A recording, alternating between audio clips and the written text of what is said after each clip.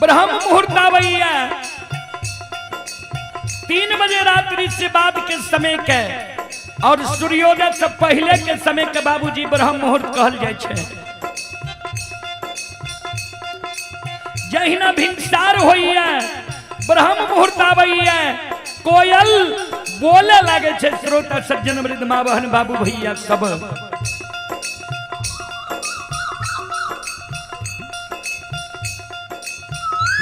संत शिरोमणि श्रोता बंधु कोयल की आवाज जब मालिक के श्रवण कान में जाइए मालिक के नींद टूट जाए छे। जय न मालिक के नींद टूटे मालिक सोना मुठी बोरहन सिरहान के बगल से हाथ में ला ले छे। लिहुक लिहुक के मालिक घर आंगन बोहारे। ध्यान देवे संत शिरोमणि श्रोता बंधु माँ बहन बाबू भैया सब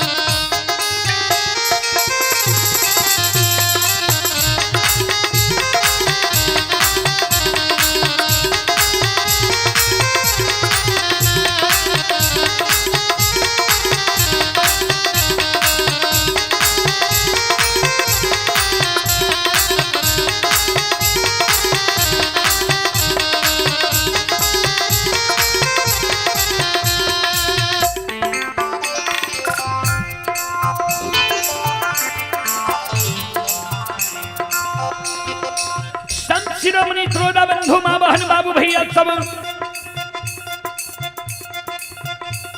जही न भिनसार होइए ब्रह्म मुहूर्त आवैया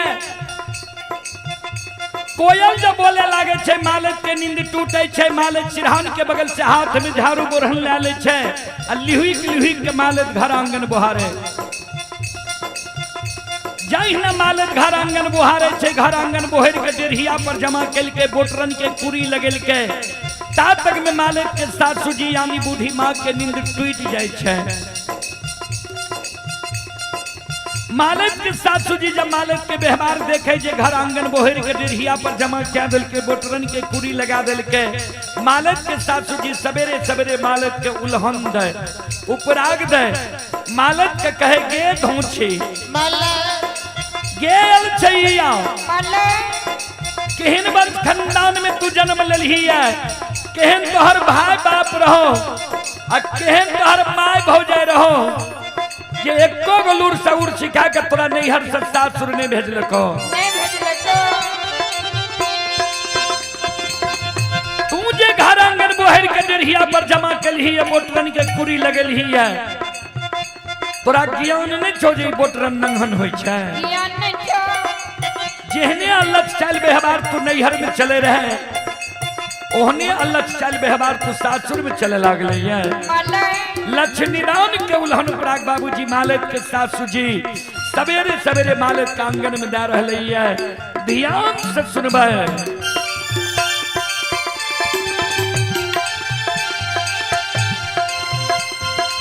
आगे नहीरा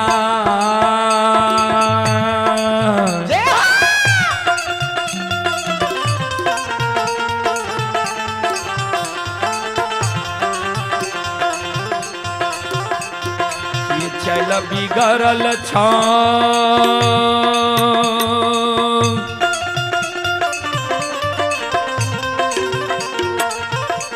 एक माल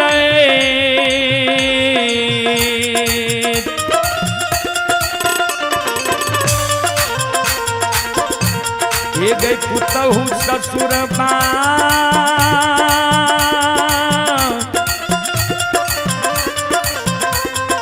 में अलख छो बेहवारा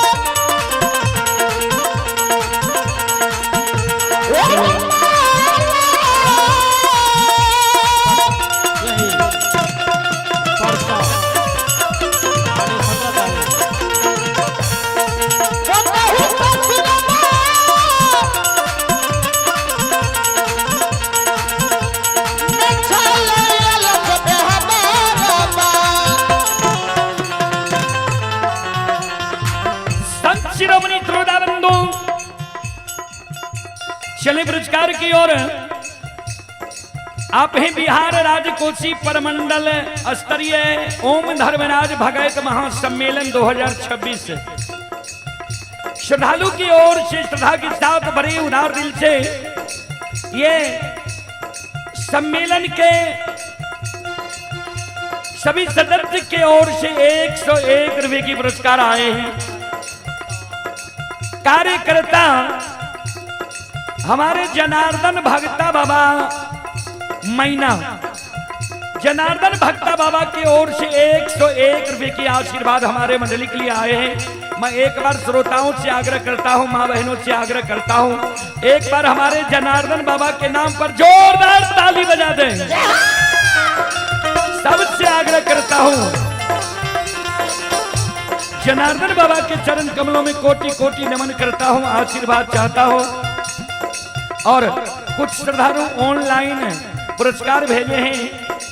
संत शिरोमणि त्रोदा बंधु, आइए आप हैं रमन कुमार, रमन कुमार जी की ओर से श्रद्धा के साथ बड़ी उदार दिल से शानदार 11 रुपए की पुरस्कार आए हैं। श्रद्धालु को बहुत बहुत धन्यवाद, लाख लाख शुक्रिया, बहुत बहुत साधुवाद। सुधीर कुमार जी की ओर से 51 रुपए की पुरस्कार आए हैं, बहुत बहुत धन्यवाद। आइए एक आप ही श्री जनार्दन भक्ता बाबा के पोती ही राजश्री यादव की ओर से 101 रुपए की पुरस्कार आए हैं। एक आवश्यक सूचना है कि ये बिहार राज्य सम्मेलन जो अभी मां के स्थान में आप लोग सुन रहे हैं, यह कल ही समाप्त हो, लेकिन नहीं, अब 16 से बढ़ करके 17 हो गया है। आने कल के बाद, इसीलिए तमाम दर्शक बंधु से आग्रह है, इसके लिए जोरदार ताली स्वागत करें।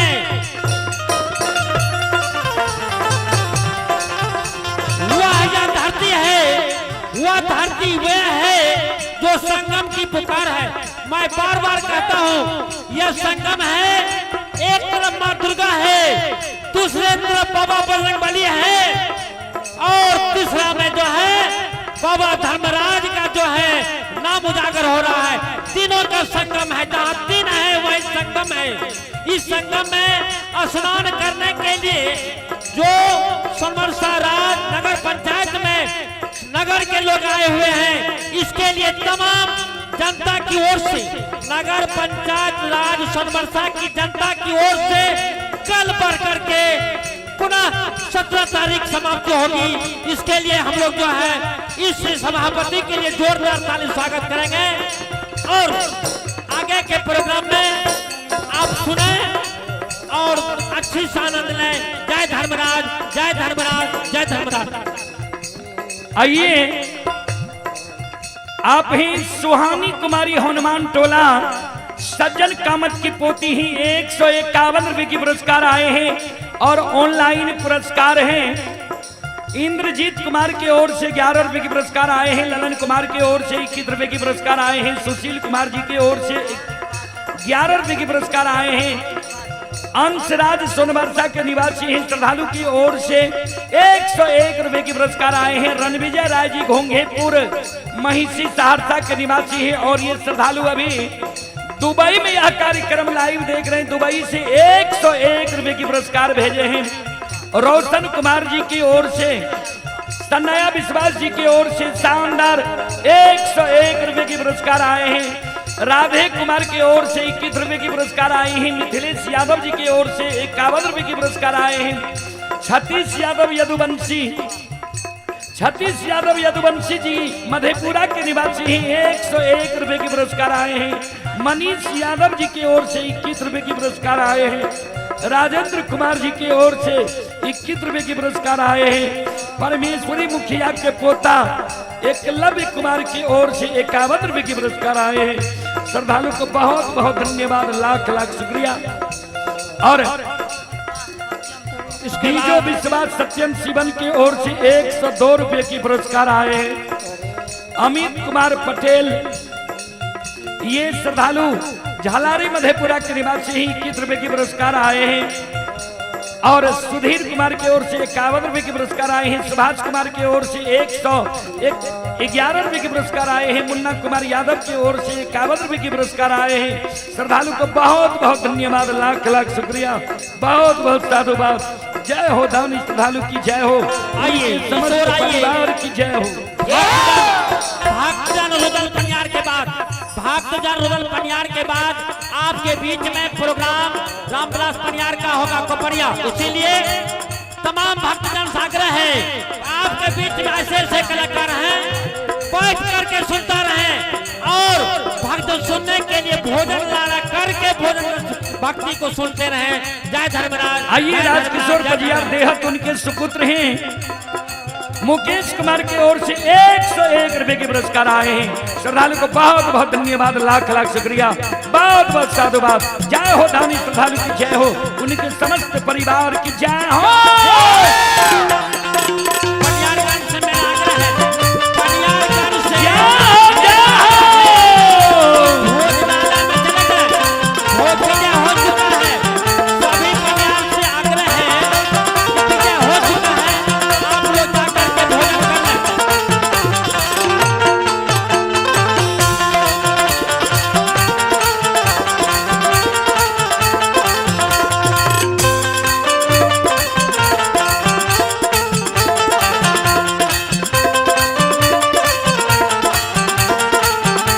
इस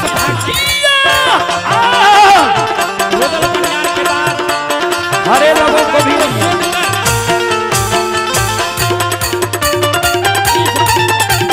हेलो।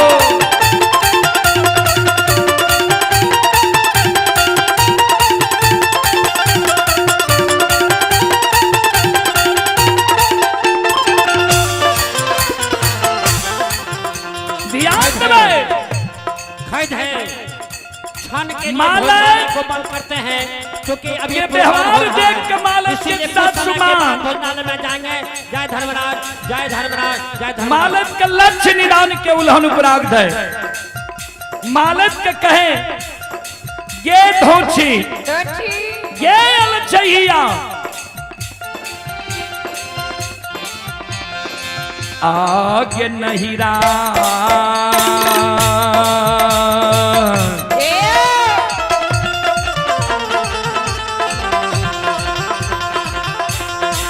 चैल बिगड़ल छ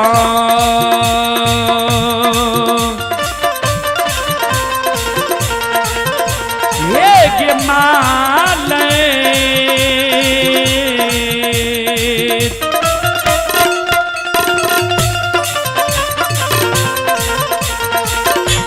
आगे पुतहु ससुरबा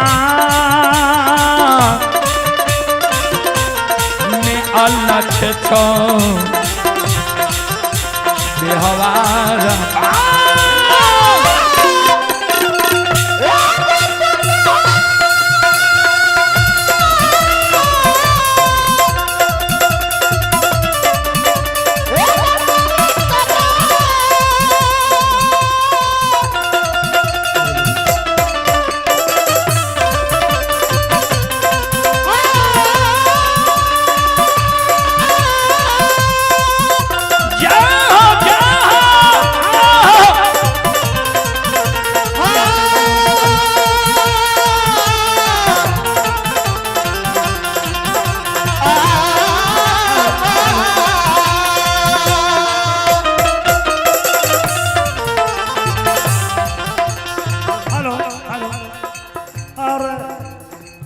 आप सभी भक्तों का सोमरसा की धरती पे बहुत बहुत स्वागत है। और हमारे बीच बिहार के प्रख्यात ऑल इंडिया भगत के अच्छे वादक और अच्छे गायक रुदल पंजार जी जो सोमरसा की धरती पर आए हैं, इनका स्वागत हमारे बड़े भाई और इस दुर्गा स्थान मंदिर के सचिव अजय कुमार सिंह जी माला पहनाकर पाग और चादर भेंट करके करेंगे। रुदल पंजार जी का आइए, रुदल पंजार जी का माला पहना के पाग और पाग चादर जोरदार ताली बजा के इनका स्वागत करेंगे, अभिवादन करेंगे, इस्तेकबाल करेंगे, वेलकम करेंगे।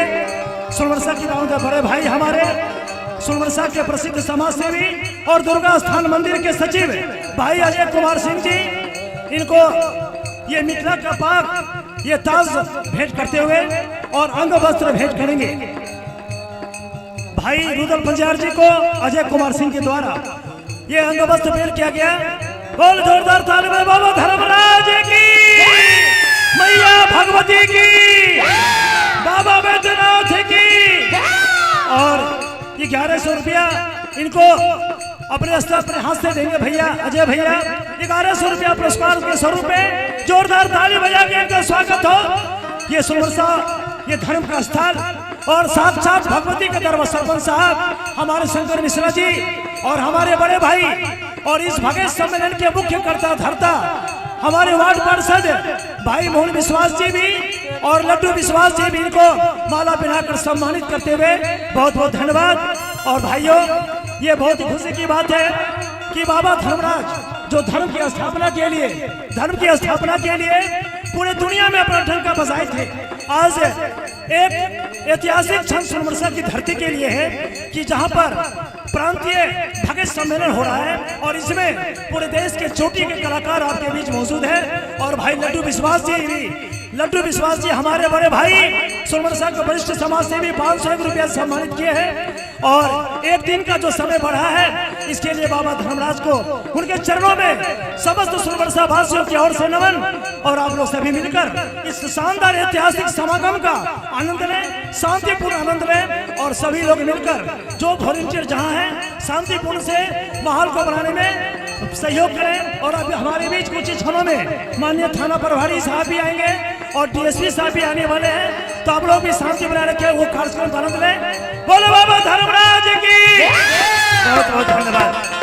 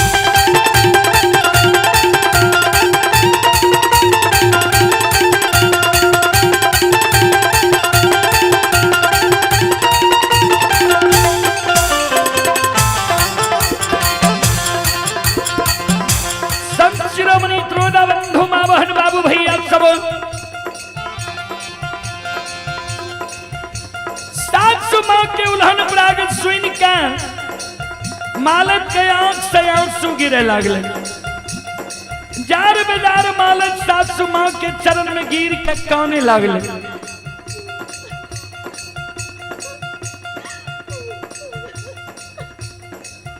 ध्यान देवे,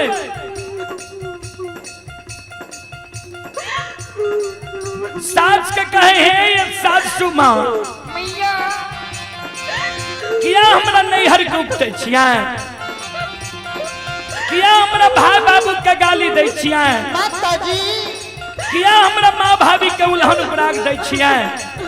ए सासू माँ हम गलती कैलो, हमरा यहाँ मारू लेकिन हमरा नैहर के नहीं उपटू, हमरा भाई बाबू के नहीं गाली दिया, हमरा माँ भाभी के नहीं उल्हन पराग दिया। ए सासू माँ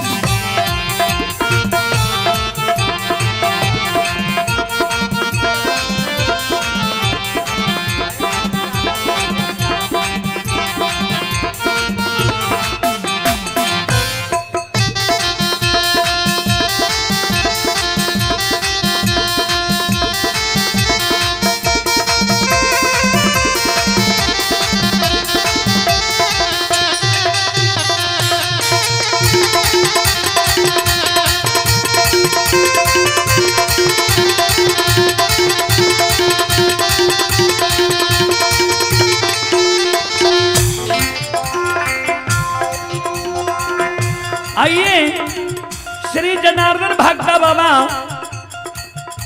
सभापति के पोती ही राजश्री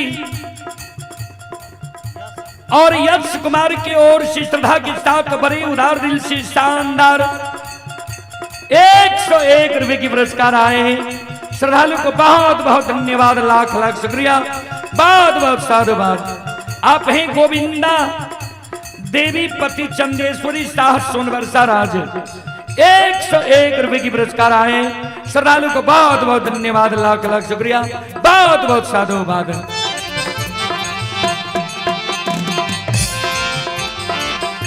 मालक सासू माँ का कहे माँ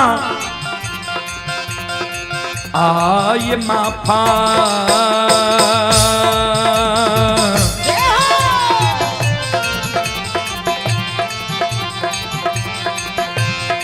करियो माफा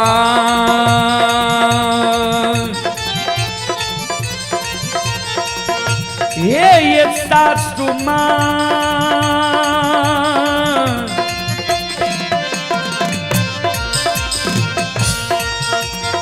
माता जी करो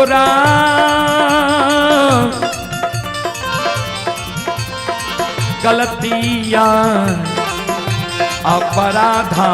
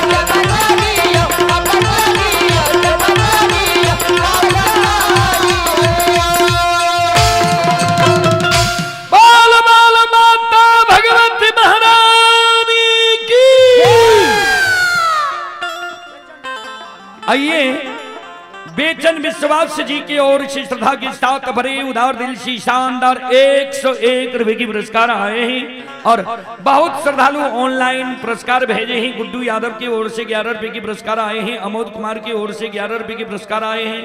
अशोक कुमार जी की ओर से 11 रुपए के पुरस्कार आए हैं। अंशु कुमार जी की ओर से 11 रुपए के पुरस्कार आए हैं और आप हैं मनीष यादव की ओर से 21 रुपए के पुरस्कार आए हैं। मनोरंजन कुमार की ओर से 51 रुपए के पुरस्कार आए हैं।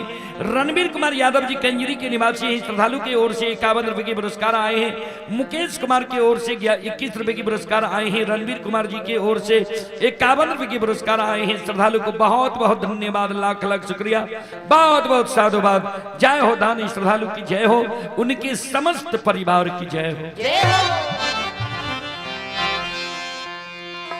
बहुत सुंदर प्रसंग हमारे छोट भाई दीपेन पजियार के द्वारा अपने सब सुने रहो। चलो अंदू बाबा के प्रसंग में ये भगवान यार भक्त के उद्धार करैल,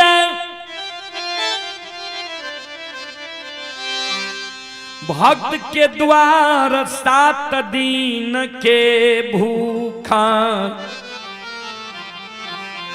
संत के उदाहरण क्या के भक्त के द्वार जा रहे है।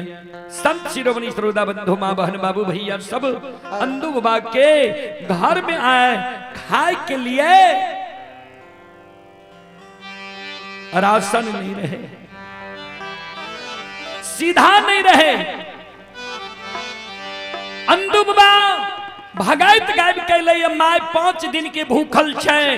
माय अंदू बाबा के भूख के कारण उल्हन उपराग दिल के जे अभागा तू तो भगाइत गईने घुरे छी, तोरा पेट भर जाय छौ, घर में की बीते छे तोरा मालूम छौ। रे दुश्मन भगवान कोई चीज के कमी नहीं देने रहे। मनखुश कुमार अरविंद मुखिया के सुपुत्र हनुमान टोला सोनबरसा के ओर से 51 रुपए की पुरस्कार आए हैं। श्रद्धालु को बहुत बहुत धन्यवाद, लाख लाख शुक्रिया।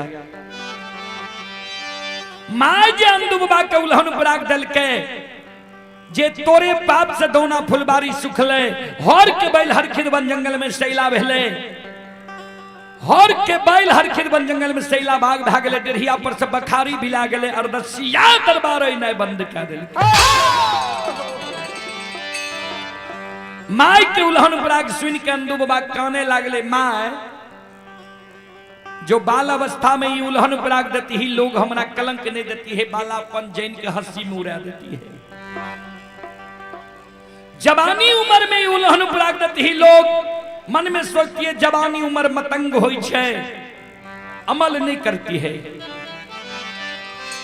बुढ़ारी उम्र में हमरा तो लहन उपराग दई छे।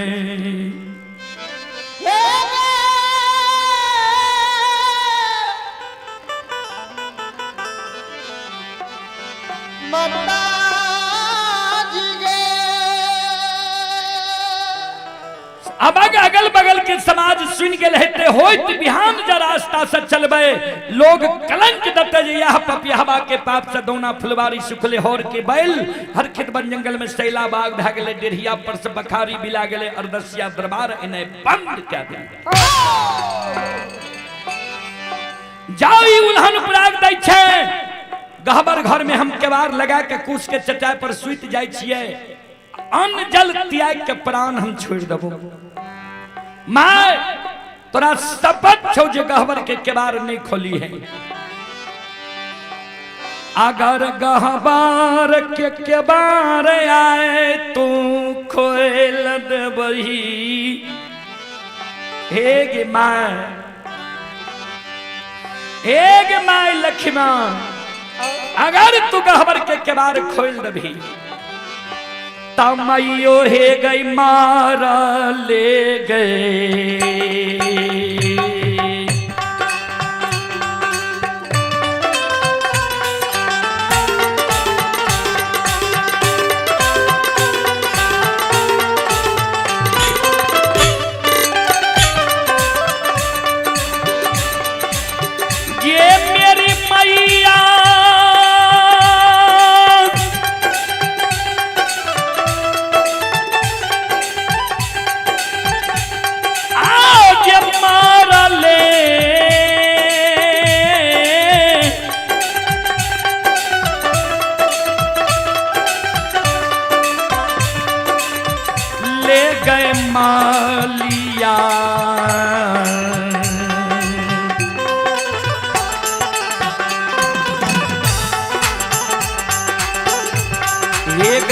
बेटा के गए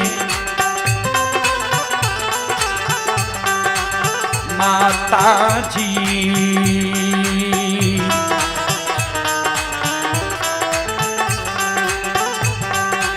गई आँख देखने मौका मांगे,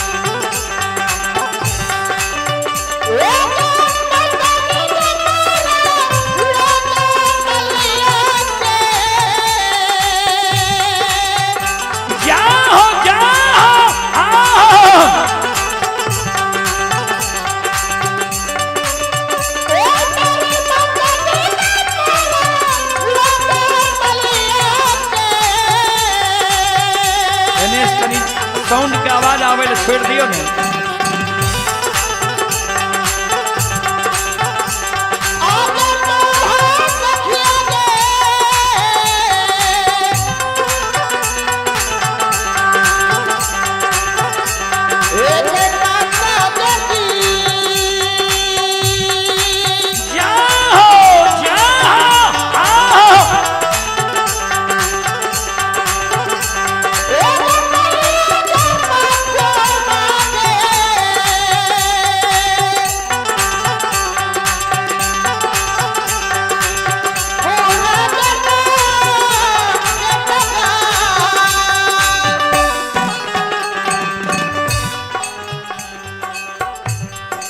आइए पुरस्कार की ओर आप ही मनीष कुमार की ओर से 21 रुपए की पुरस्कार आए हैं। कुमोद यादव जी की ओर से 101 रुपए की पुरस्कार आए हैं। और आप हैं संतोष शाह चौसा मिष्ठान भंडार की ओर से, जय श्री राम मिष्ठान भंडार की ओर से 101 रुपए की पुरस्कार आए हैं। ये गोविंद कामत महापुरा संत बाबा कारू के धाम से ये श्रद्धालु 101 रुपए के पुरस्कार भेजे हैं। एक बार श्रद्धालु के नाम पर जोरदार ताली हो जाए। और आप ही रमन कुमार 51 रुपए की पुरस्कार आए हैं। श्रद्धालु को बहुत बहुत धन्यवाद, बहुत बहुत साधुवाद। और आप हैं मां रुक्मणी ट्रेडर्स के ओर से 51 रुपए की पुरस्कार आए हैं। सूरज कुमार के ओर से, रंजित कुमार के ओर से 51 रुपए की पुरस्कार आए हैं। और आप हैं प्रेम कुमार पिता पंकज विश्वास सोनवर्षा, प्रेम कुमार पिता पंकज विश्वास सोनवर्षा की ओर से 151 रुपए की पुरस्कार आए हैं। और आप हैं शिवांश कुमार पिता सोनू कुमार मनौरी के निवासी हैं, 151 रुपए की पुरस्कार आए हैं। श्रद्धालु को बहुत बहुत धन्यवाद, लाख लाख शुक्रिया, बहुत बहुत साधुवाद। जय हो दानी श्रद्धालु की जय हो, उनके समस्त परिवार की जय हो। भगत मुखिया और आर के मुखिया की ओर से 51 रुपए की पुरस्कार आए हैं। श्रद्धालु को बहुत बहुत धन्यवाद, लाख लाख शुक्रिया, बहुत बहुत साधुवाद।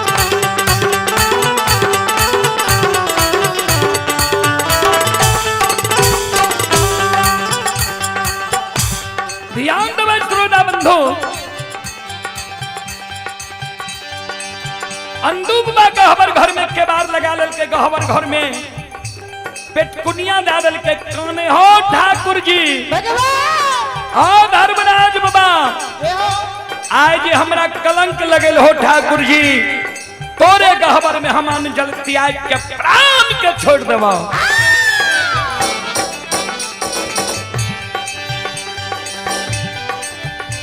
अनदू बाबा कानई गहवर में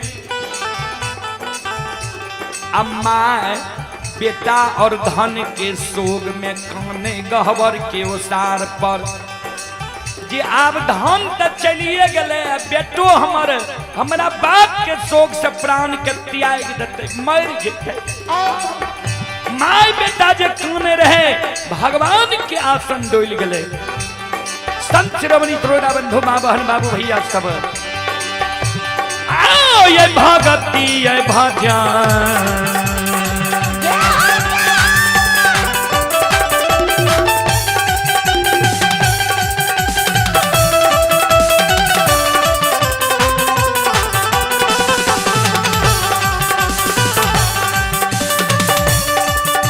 सुन भैया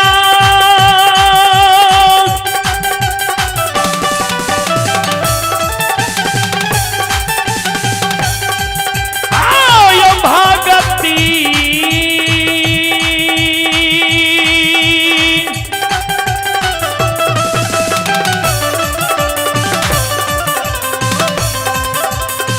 दियो भजन के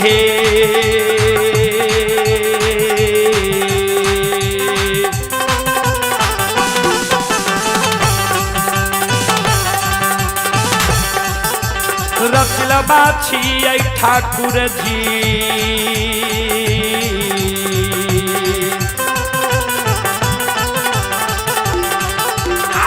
बाबा दुल्लरुआये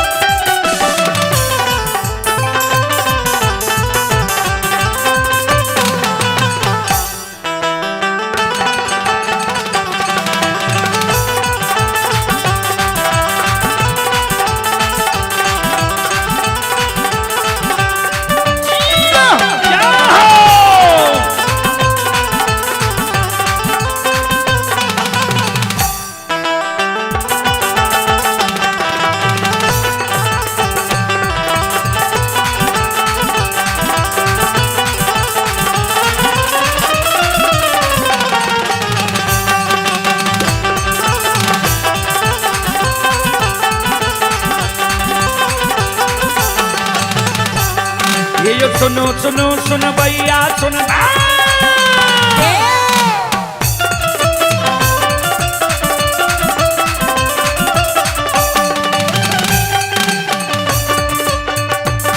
ये सुनो सुनो सुन भैया सुन भैया भैया बज भैया सुन भै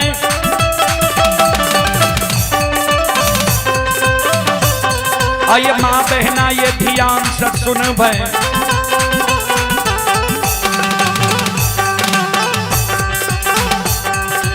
धर्म की बात परे सुन अये मालिक के लीला के सुन बर बर लीला गोसाए रचल के माया लगे के रास रचल के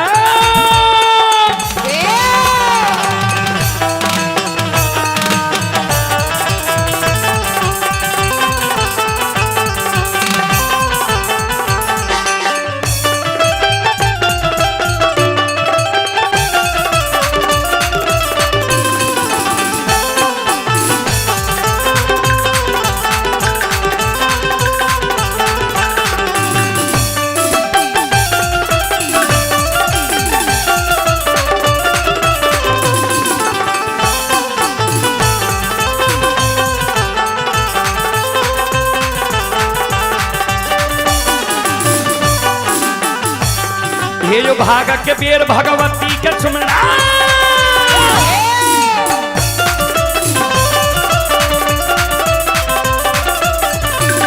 ये जो भाग के बेर भगवती के सुमरो सादा भवानी जगदम्बा के सुमरो ये जो ज्ञान देवया गुरु बाबा के सुमरो ये जो विद्या के दाता सरस्वती के सुमरो गौरी के पुत्र गणेश के सुमरो उमापति यो महादेव के सुमरो हरे यो वीर पवन सुत के सुमरो दुर्गा काली महाकाली के सुमरो सभा के बीच धर्मराज के सुमरो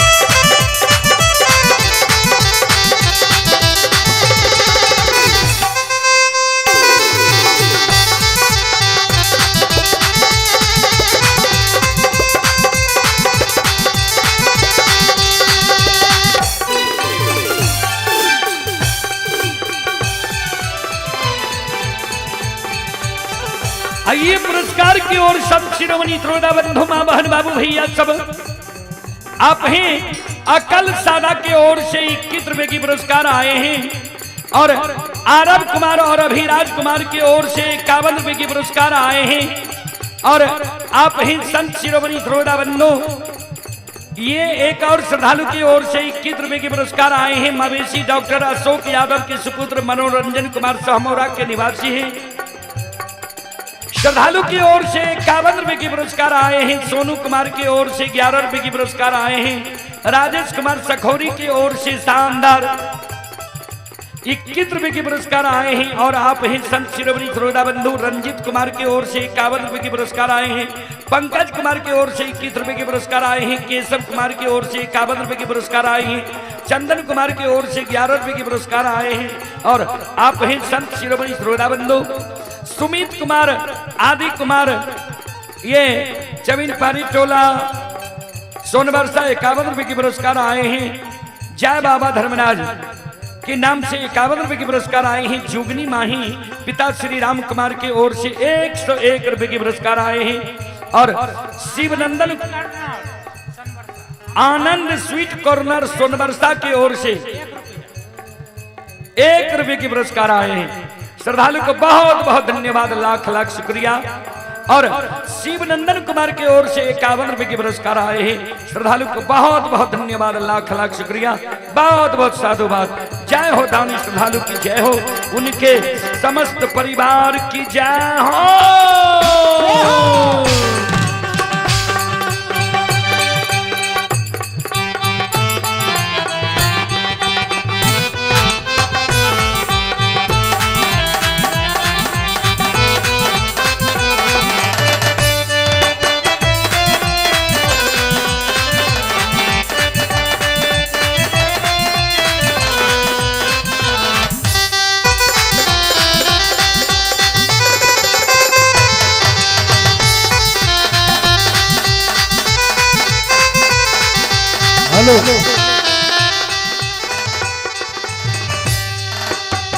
आइए आप हैं आरसी से श्री शिवो यादव, श्री शिवो बाबू की ओर से शानदार 101 रुपए के पुरस्कार आए हैं। श्रद्धालु को बहुत बहुत धन्यवाद, लाख लाख शुक्रिया, बहुत बहुत साधुवाद।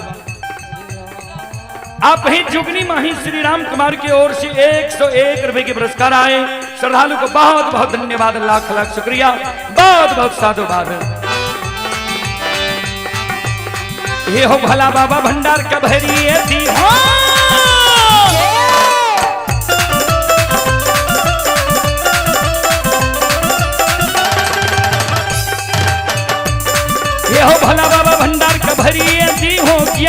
देवी सरस्वती जलई हो। आये तन से ने भूलता मन से ने छोड़ता, आये सिर में सबैया सेवक कहती हो, सेवक के मन के मनोरथ पूरी हो, बिगड़ल काम जगे मल बनई हो।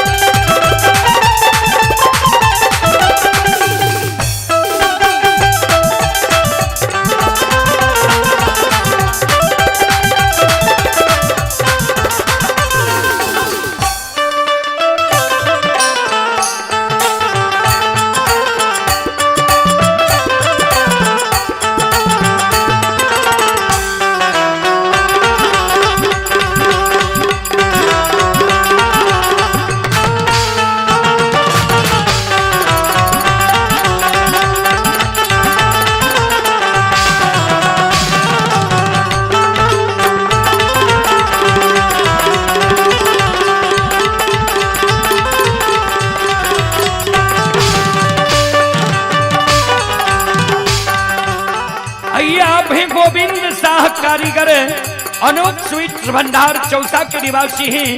101 रुपए की पुरस्कार आए हैं।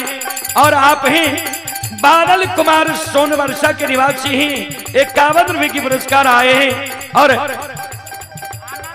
आनंद स्वीट कॉर्नर सोनवर्षा की ओर से 51 रुपए की पुरस्कार आए हैं। और ये रंजित कुमार की सुपुत्री प्रियांशी कुमारी कोसी बांध भवदेवा की ओर से 51 रुपए की पुरस्कार आए हैं। और आप हैं संतोष सा मधेपुरा जिला जय श्री राम मिष्ठान भंडार 101 रुपए की पुरस्कार आए हैं। श्रद्धालु को बहुत बहुत धन्यवाद, लाख लाख शुक्रिया, बहुत बहुत साधुवाद।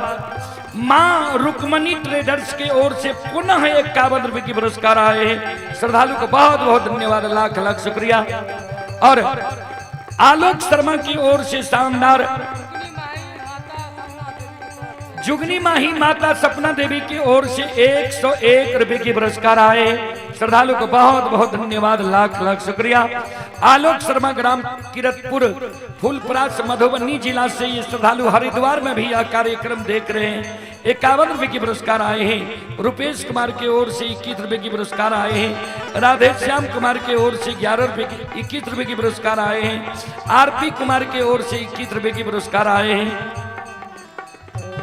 बबलू यादव फतेहपुर की ओर से 21 रुपए के पुरस्कार आए हैं। और आप हैं संत शिरोमणि त्रोदा बंधु पररिया से टोलबा से गणेश बजियार की ओर से 101 रुपए के पुरस्कार आए। श्रद्धालु को बहुत बहुत धन्यवाद। ये गोविंद कुमार संत बाबा कारूधाम महापुरा की ओर से 101 रुपए के पुरस्कार आए हैं। एक बार कारू बाबा के नाम पर जोरदार ताली हो जाए।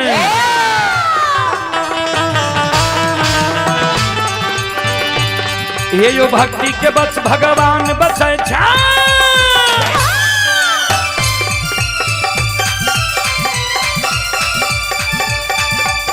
ये यो भक्ति के बस भगवान बसे छे। ये सब मालिक के भक्ति करल के।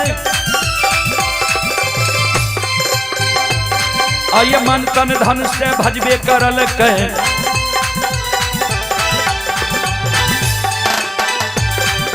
ओकर बेड़ा पार करल कर हरी में भोर गोसाई उठबै बल में परले मचाइए तै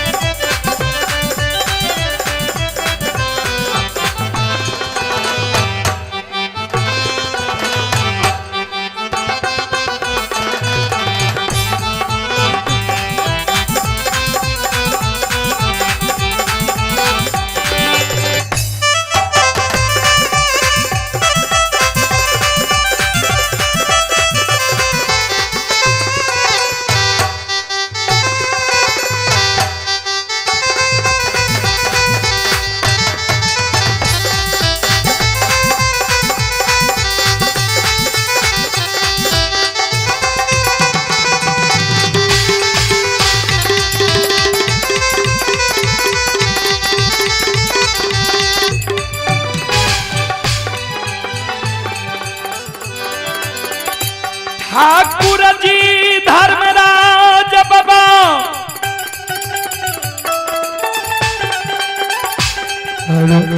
हेलो दिनेश पनियार कोपरिया अपना साज बाज लेके मंच पर पहुंचे।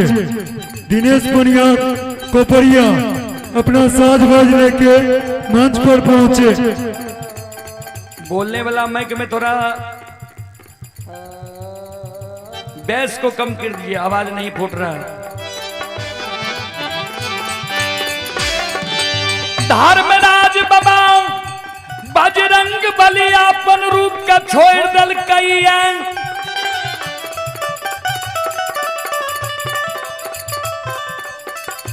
संत के रूप धारण क्या कयंदू बाबा के द्वार पहुंच लिया। बजरंग बली कल के सरकार कौन रूप में जेबे धर्मराज बाबा कल के जेहन समय रहे छे वहन रूप धारण क्या के भक्त के द्वार जाय छे। बजरंग बली कल के केहन समय छे सरकार। धर्मराज बाबा कल के 5 दिन के भूखल छे अंधु के माय, 7 दिन के भूखल संत के रूप धारण क्या के चलू अंधु के द्वार देखबे भोजन के व्यवस्था अंधु के माय करे छे कि नहीं करे छे।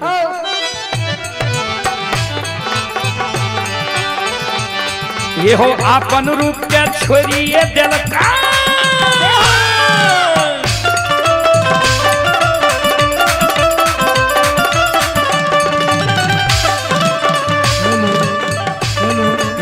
अपन रूप के छोड़िए दिल के संत के रूप धारण करल के।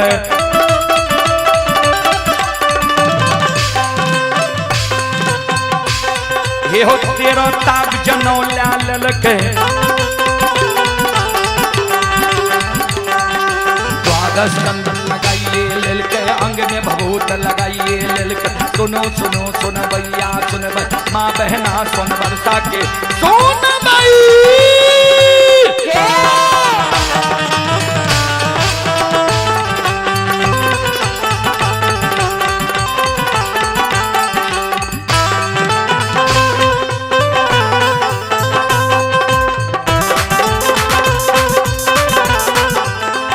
आइए मन्नू कुमार रामदेव मुखिया के पोता राशि कुमारी पोती ही 51 रुपए की पुरस्कार आए हैं। दिनेश पनियार कोपरिया अपना साज बाज लेके मंच पर पहुंचे। ये रामचंद्र पासवान पूर्व सेवा निवृत्त चौकीदार मनोरी के निवासी हैं। 101 रुपए की पुरस्कार आए हैं।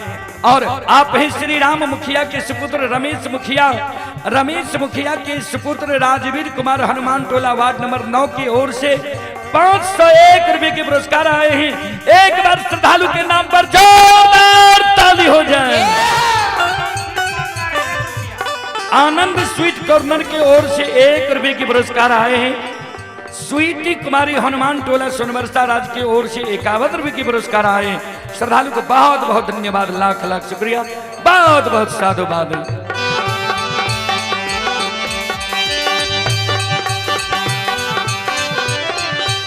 धर्मराज बाबा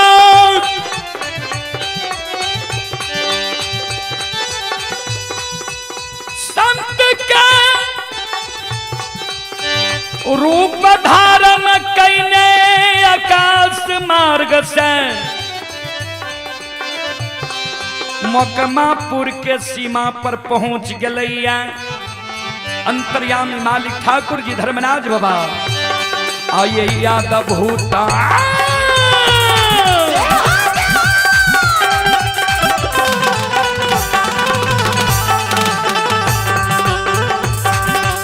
लीलाधारी हो याद भूता लीला।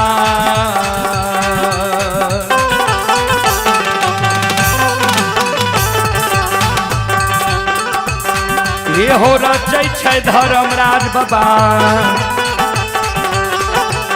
ये हो बाबा दुलारुआ।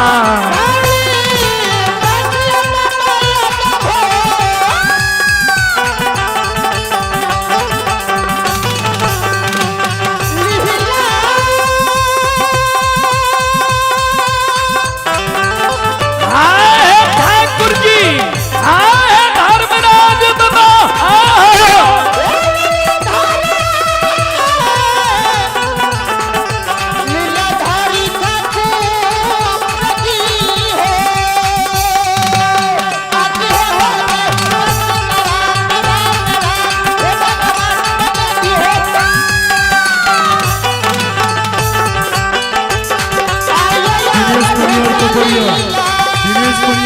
कोपरिया अपना साज बाज लेके मंच पर पहुंचे।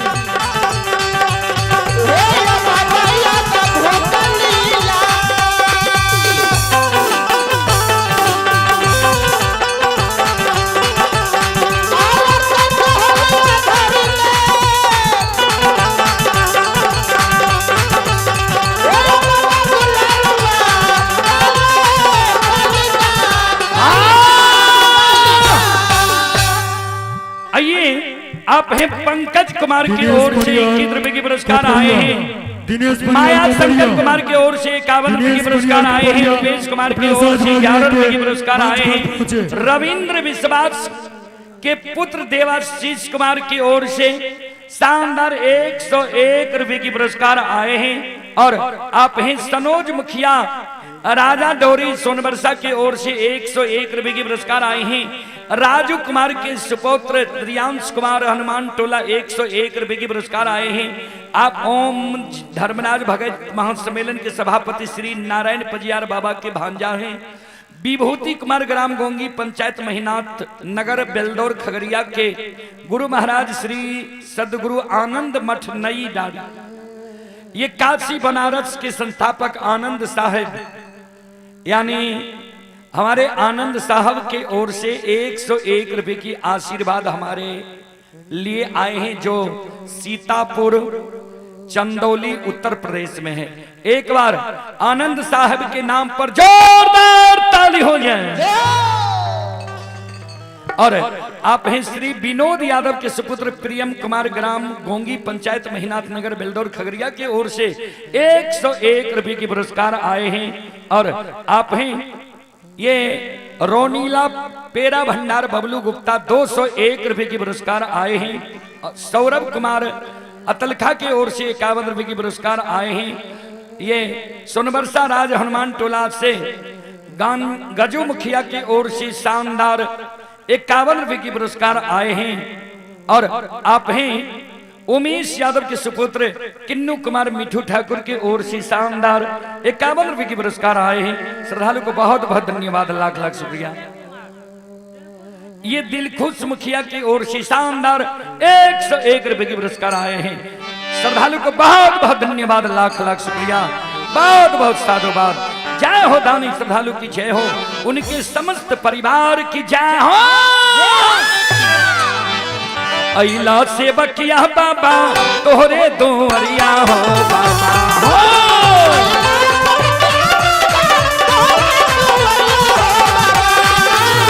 अइला से बकिया बाबा तोहरे दोहरिया हो बाबा हो।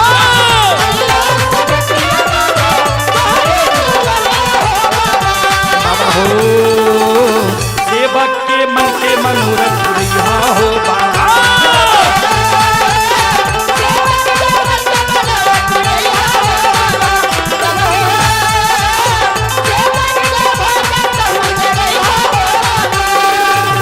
तोहरे दोहरिया में अइला पुजरिया हो।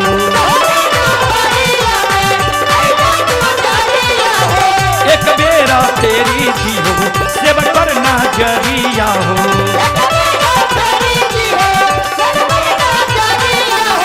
तेरो जैसा सेवक तोहरे दोहरिया हो बाबा हो।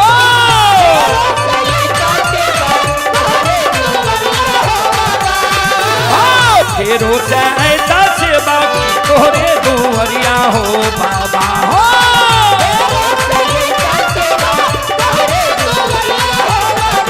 बाबा हो सेवक के बिगड़ी काम बनी हो बाबा।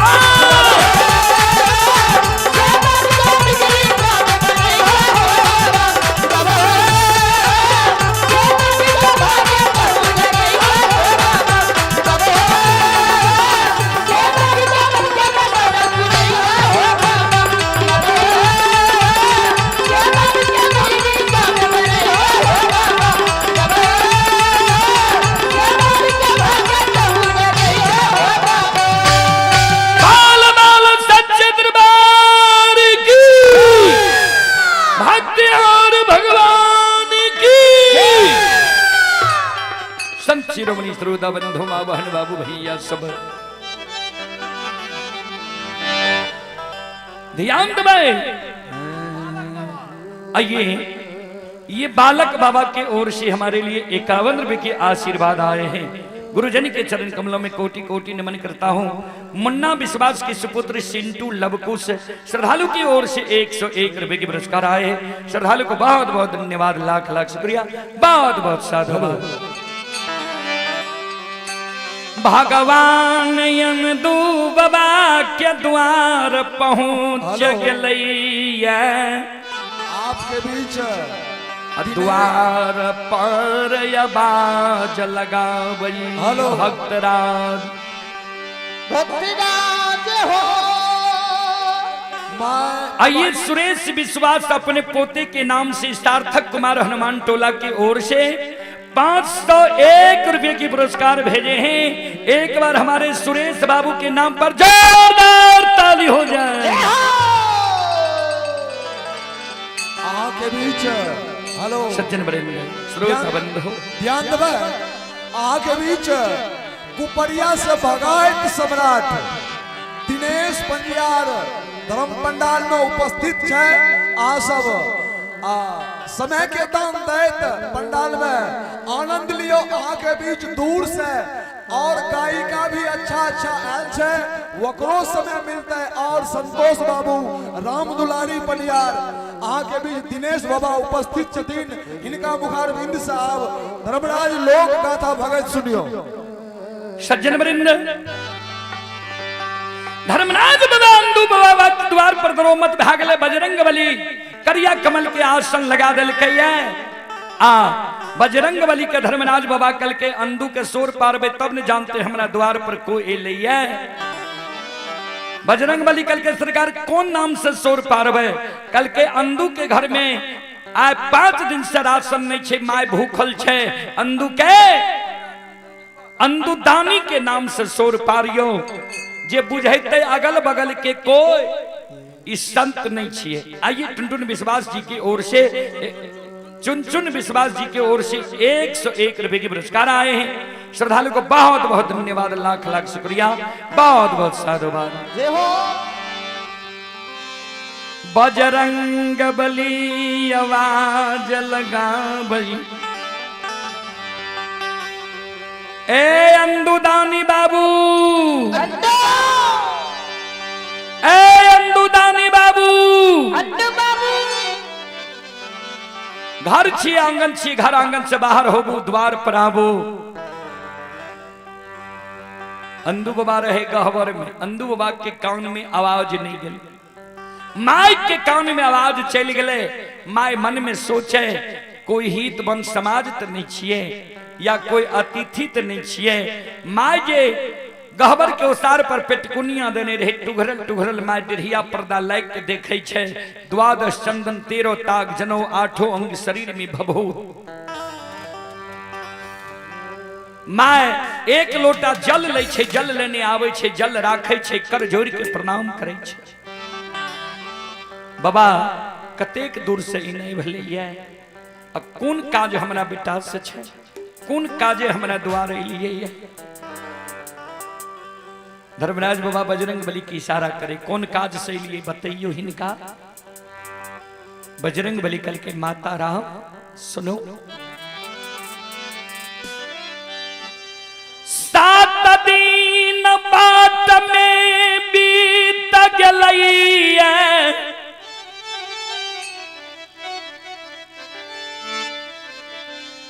8म दिन उपासा लय अपने के द्वार अइलूं ये। माँ देखे छिए भूख से पेट पीठ में समा गई। अंदू बाबू, अंदू दानी बाबू के हाथ से जाए हम भोजन खा लेबे, हमर पार्वन सफल भे जेते। अंदू बाबू के बोलियो कहियो कि भोजन के जुगाड़ करके हमरा अविलंब भोजन करावे ले, नहीं तो यहाँ के द्वार पर हम प्राण करती। ध्यान देवे, अंदू बाबा के माय छे 5 दिन के भूखल, किया तो घर में सीधा राशन नहीं छे। भगवान 7 दिन के भूखल संत के रूप धारण का कंदू बाबा के द्वार पर भोजन की इच्छा से व्याकुल छे।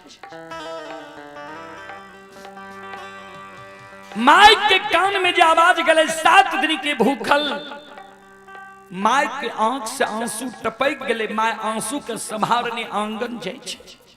भगवान हो 5 दिन से हम भूखल छियै, अन्न के कारण हमर आत्मा व्याकुल छै। 7 दिन के भूखल संत भगवान के हमरा द्वार पर विधाता भेज दिल हो।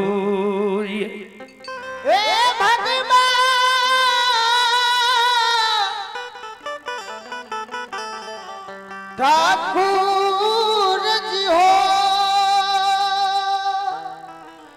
माय मन में सोचे आप जा अंदू बाबू अंदू का जगह नहीं ता तक अब भोजन की व्यवस्था नहीं। चलो ता हमारे दिनेश बाबू के सारा सामान आवे गए ता दिनेश बाबू के मुखार वृंद से अपने से भक्ति प्रसारण सुनब, सुन के पुण्य के भागी बनब। हम यह जगह बानी के विराम देव, कारण ट्रेन के आगे जब लाल झंडी पड़ जाए तो कतबो स्पीड में ट्रेन रहे छे न तो रुकैल पड़े छे। तो हमार के बगल में जब गायक कोनो गवैया चल आवे छे तो रुकैल पड़े छे। एहि कारण चलो मर्यादा के रखते हुए सब श्रोता बंधु मां बहन से आग्रह करवे, एक बार दोनों हाथ से ताली बजाते हुए यहाँ से भगवान के दरबार में हाजिरी लगा लिया और 2 मिनट भगवान के भजन यहाँ सब गा लिया। सब श्रोता बंधु मां बहन सबसे आग्रह करवे, भगवान के नाम पर सब मां बहन एक बार दोनों हाथ के ऊपर करियो। सब मां बहन सबसे आग्रह करवे, जहां छिए कोई चोरी नहीं करबे, किया तो चोरिये पकड़े एते कैमरा लागल छे। ई राजेश सोनबरसा किट्टा के लोग ने भारत आ प्लस जतेक देश छे सब देश में अभी लाइव चल रहा है मोबाइल में, एलईडी टीवी में। तो एहि कारण कोई चोरी नहीं करब, दोनों हाथ ऊपर करू और सबके जोइन के गईना छे, ताली बजेना छे सबके, सब मां बहन बाबू भैया के। सीताराम सीताराम सीताराम कहिए, जाहि विधि राखे राम ताहि विधि रहिए। सीताराम सीताराम सीताराम कहिए, जाहि विधि राम ताहि विधि रहिए। सीताराम सीताराम सीताराम कहिए, जाहि विधि राखे राम ताहि विधि रहिए। सीताराम सीताराम सीताराम कहिए, जाहि विधि राम ताहि विधि रहिए। मन में हो राम राम नाम से बहात में, तू अकेला नहीं प्यारे राम जी तेरे साथ में।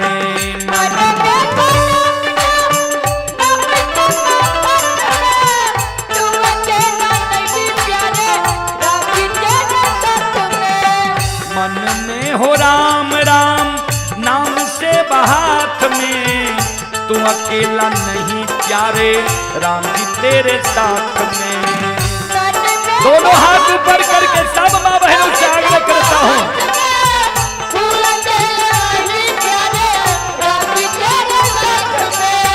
विधि का विधान जान, विधि का विधान जान, हानि लाभ सहिए, जाहि विधि राखे राम ताहि विधि रहिए। सीताराम हाथ उठा के जय हो जय हो जय हो जय हो।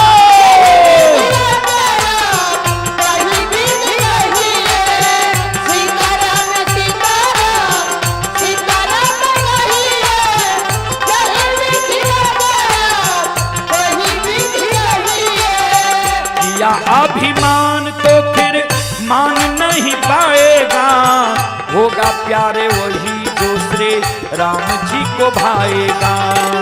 किया अभिमान तो फिर मन नहीं बनेगा, होगा प्यारे वही जो श्री राम जी को भाएगा। किया अभिमान तो फिर मान नहीं पाएगा, होगा प्यारे वही जो श्री राम जी को भाएगा।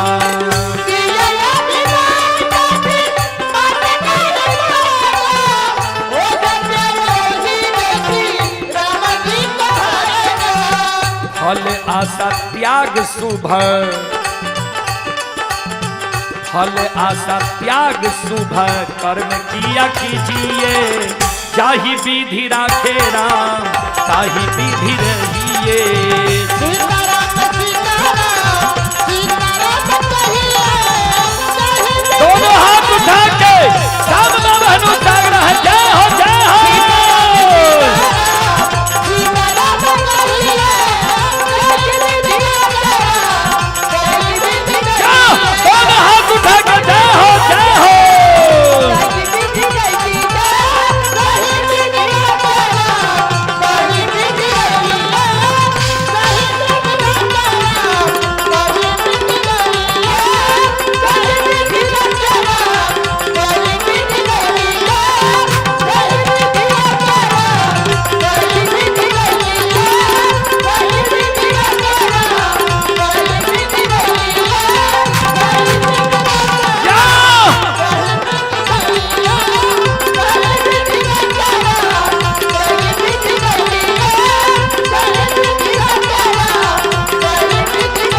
बोलो बोलो सच्चे दरबार की, भक्ति और भगवान की, महारुद्र बजरंगबली की, उमापति महादेव की,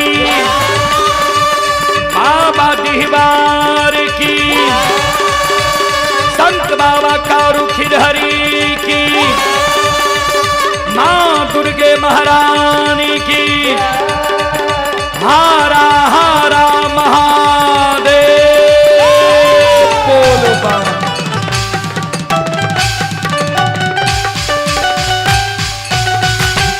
आइए छोटी बच्ची की ओर से श्रद्धा के साथ बड़े उदार दिल से 51 रुपए की पुरस्कार आए हैं और आप हैं संत श्रीमणी श्रोताबंधु मुन्ना विश्वास के सुपुत्र सिंधु कुमार लव कुमार के ओर से 101 रुपए के पुरस्कार आए हैं और आप हैं बैजनाथ शाह सोनबरसा राज वार्ड नंबर 16 की ओर से 101 रुपए की पुरस्कार आए हैं और आप हैं राम मुखिया Hanuman Nagar toll ward number 9 की ओर से उनके पोता हैं दिलखुश कुमार 201 रुपए के पुरस्कार आए हैं।